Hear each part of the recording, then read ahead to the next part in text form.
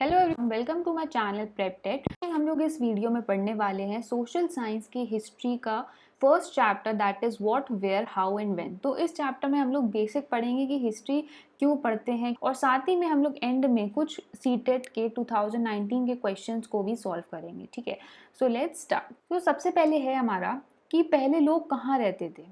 ठीक है, तो वेयर डू पीपल लिव। तो पीपल जो सबसे पहले हैं नर्मदा रिवर के बैंक में रहते थे फॉर 100,000 ईयर्स। मतलब इतने सालों तक लोग जो है वो नर्मदा रिवर पे रहते थे, गैदरर्स रहा करते थे जो अपना खाना मतलब खाना खाने के लिए वहाँ के फ्रूट्स और फूड वगैरह को कलेक्ट करते थे और साथ ही एनिमल्स को हंट करते थे।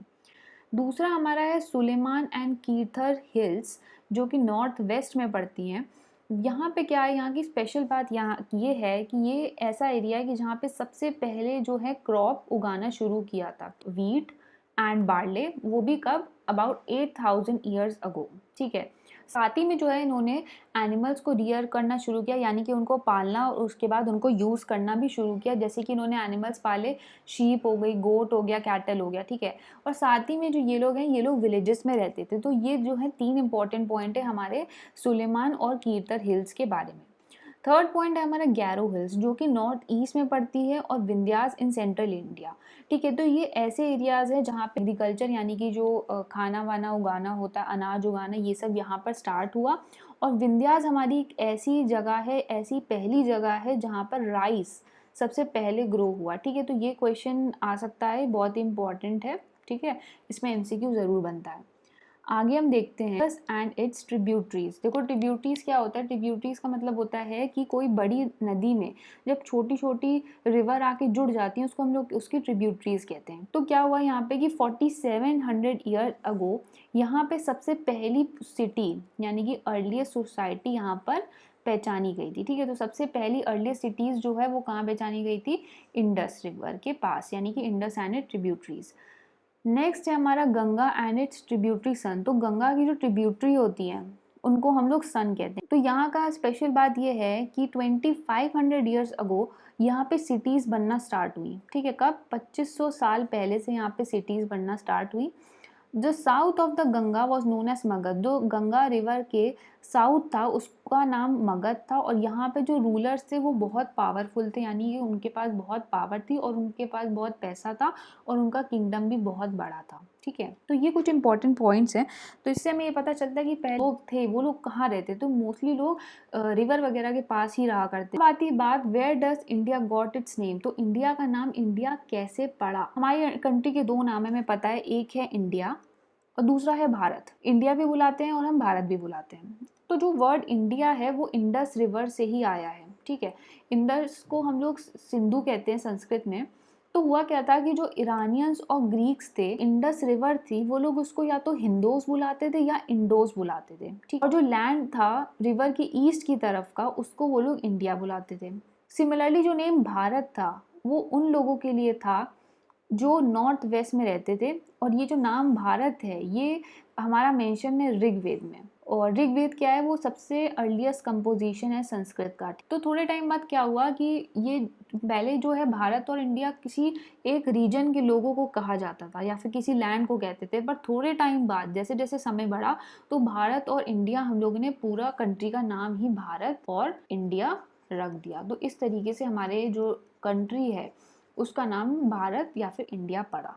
नेक्स्ट इज, अब वही बात आती है हम लोग हिस्ट्री की। तो सबसे पहला चैप्टर है तो हम लोग इसमें बात करते हैं कि हम लोग को कैसे पता चलता है पास्ट के बारे में। तो कुछ एविडेंसेस होते हैं। ठीक है, कुछ पुरानी ऐसी चीज़ें हम लोगों को मिलती हैं जिसकी मदद से हम लोग पास्ट के बारे में जानना शुरू करते हैं। तो पहली ऐसी चीज़ होती है मैन्यूस्क्रिप्ट्स। जैसे हम लोग आज के टाइम पे बुक लिखते हैं वैसे ही उस टाइम पे भी लोगों ने कुछ बुक्स लिखी थी। ठीक है, तो मैन्यूस्क्रिप्ट्स हम लोग उन बुक्स को कहते हैं जो हाथों से लिखी गई होती हैं बहुत समय पहले, यानी कि थाउजेंड्स ऑफ ईयर्स अगो पहले ये किताबें लिखी गई थी। तो इनकी मदद से हम लोग पास्ट के बारे में जानते हैं। तो इसकी कुछ इंपॉर्टेंट पॉइंट्स ये हैं कि जैसे उस टाइम पे लोगों के पास पेपर नहीं होता होगा तो वो लोग क्या, पाम लीफ, पाम एक पेड़ है उसकी लीफ पे लिखते थे। ठीक है, और बार्क ऑफ ट्री में जिसको नाम होता है बर्च। और दूसरी चीज़ ये लिखी होती थी संस्कृत, प्राकृत या तमिल में, तो संस्कृत तो पता है आपको, प्राकृत वहाँ की एक कॉमन लैंग्वेज है, ठीक है, उसमें लिखी होती थी, या फिर तमिल लैंग्वेज में लिखी होती थी। और इन बुक्स में जो है हर चीज़ के बारे में लिखा होता था, यानी कि उस टाइम पे लोगों की, वो लोग रिलीजन के बारे में क्या सोचते थे, और इनके किंगडम की लाइफ्स के बारे में होता था, या मेडिसिन यानी कि कैसी कैसी वो लोग दवाइयाँ यूज़ करते थे उस टाइम पे, और बाकी साइंस जो भी मतलब उनको नॉलेज होगी साइंस की उस टाइम पे, उसके बारे में वो लोग इन मैन्यूस्क्रिप्ट्स में लिखते थे, ठीक है।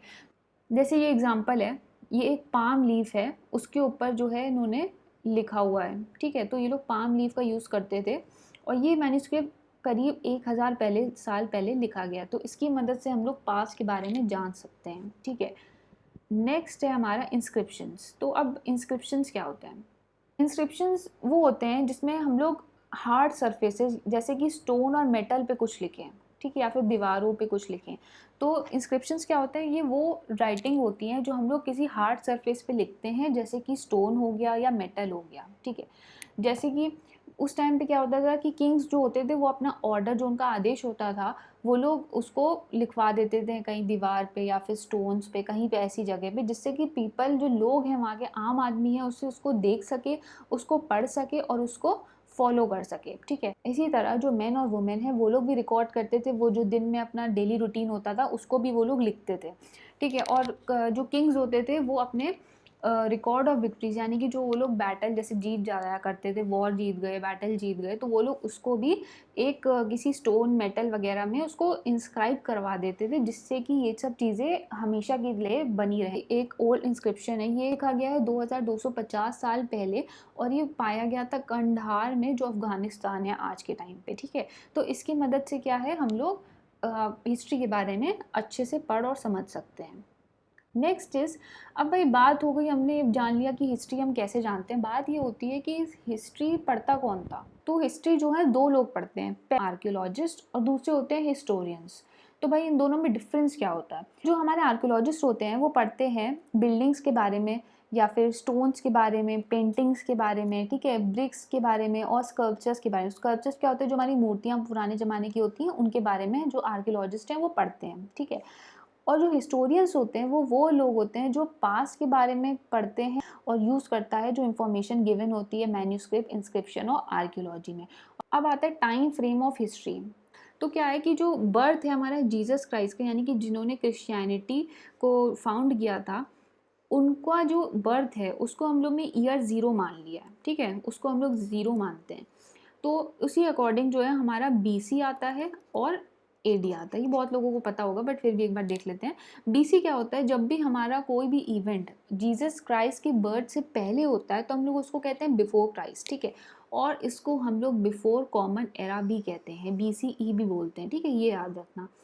और वैसे ही जो होता है एडी क्या होता है? कोई भी इवेंट, कुछ भी अगर हमारे जीसस क्राइस्ट के बर्थडे के बाद हुआ होगा तो हम लोग उसको कहेंगे एनो डोमिनी, ठीक है। और इसको हम लोग कॉमन एरा भी कहते हैं। और एक और चीज़, जो हमारा बीपी होता है उसका मतलब होता है बिफोर प्रेजेंट। तो ये कुछ टाइम फ्रेम है हिस्ट्री का, तो हम लोग जितने भी ईयर्स हैं उसको बीसी और एडी के टर्म्स में बताते हैं। ये हमारा टॉपिक था, छोटा सा चैप्टर 1 था हिस्ट्री का। अगर आप लोग ने वीडियो देखी होगी अच्छे से तो आप लोग इसका आंसर बहुत ईजिली दे दोगे। तो हम लोग इस क्वेश्चन को सॉल्व करते हैं जो सीटेट 2019 पेपर 2 में आया है। तो हमें क्या करना है इस क्वेश्चन में, कॉलम को इस वाले कॉलम से हमें इसे मैच करना है। तो सबसे पहले हमारा नर्मदा वैली है, ठीक है। तो हमें पता है नर्मदा वैली में क्या हुआ था, वहाँ पे लोग जो है रहना स्टार्ट किया था। वहाँ पे हंटर्स और गैदर्स रहते थे जो वहाँ पे हंट करते थे एनिमल और फूड को कलेक्ट करते थे। तो अगर हम ऑप्शन देखें तो हमारा जो ये सेकेंड ऑप्शन है वो करेक्ट होगा, ठीक है। तो ए का आंसर होगा सेकेंड। फिर अगर हम लोग देखें ऑप्शन सी, तो गैरो हिल्स, गैरो हिल्स का हमें याद है कि यहाँ पर जो है एग्रीकल्चर होता था, गैरो हिल्स और विंध्यास में, ठीक है। तो गैरो हिल्स का एग्रीकल्चर, इसमें ऑप्शन देखें तो हमारा फिफ्थ पार्ट सही है। फिर आते हैं डी गंगा वैली। तो हमें पता है कि गंगा वैली में क्या था कि यहाँ पे सिटीज़ बनना शुरू हुई थी 2500 ईयर्स अगो पहले, और यहाँ पे एक एरिया था जिसका नाम मगध था, और वहाँ पे जो क्या है बहुत पावरफुल किंगडम था। तो गंगा वैली का अगर हम देखें तो आंसर क्या होगा 3, that is cities about 2500 years ago. तो सी का ऑप्शन हो जाएगा, सॉरी डी का ऑप्शन हो जाएगा थर्ड।